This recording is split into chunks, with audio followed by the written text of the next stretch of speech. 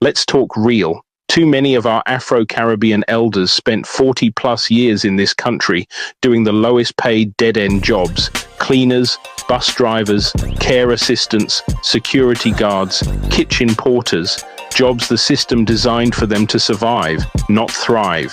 They clung to faith and struggle, working their fingers to the bone, trusting that if they just stayed humble and waited on Jesus, blessings would come. Meanwhile, they paid tithes to churches that fed their hope, but not their future.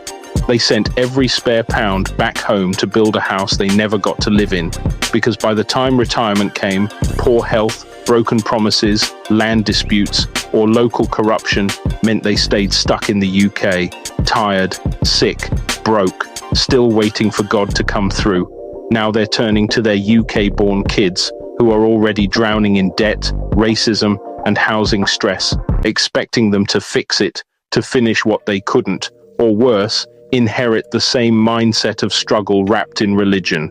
At some point, we have to say it: struggle isn't salvation. Faith without planning, without power, without purpose, it's just a trap. And the real tragedy? We're passing it down like it's culture. Wake up. No more cleaning the toilets of a country that never respected you, while praying for a heaven you were told to earn by staying silent. Build here, build now, build smart, or repeat the cycle and keep calling it God's will.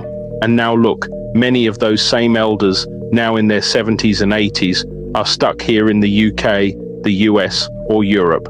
They didn't go back home like they planned because their bodies broke down before their dreams ever got finished. They're clinging to the NHS like a lifeline, dealing with diabetes, arthritis, strokes, after a life of hard labor and harder praying. They paid tithes for decades. They sowed seeds every Sunday. They cried out to God for healing and favor, but now they can't climb stairs. Their dream house back home is half built or under legal dispute, and their children are left picking up the emotional and financial pieces. And still they say, God is in control. But if this is what leaving it in God's hands looks like after 40 plus years of faith, poverty, and backbreaking service, then what are we really calling blessed? Is struggle with a smile the reward now? If the next generation follows this same cycle of suffering, submission, and silence, then what hope do we have? At what point do we say, faith without strategy is just failure in slow motion? We're not mocking belief, we're demanding results. Because God gave you a brain, a back, and breath, not to live your whole life on your knees in poverty, hoping heaven compensates what this life stole. It's time to ask, are we following God, or just inherited fear disguised as faith?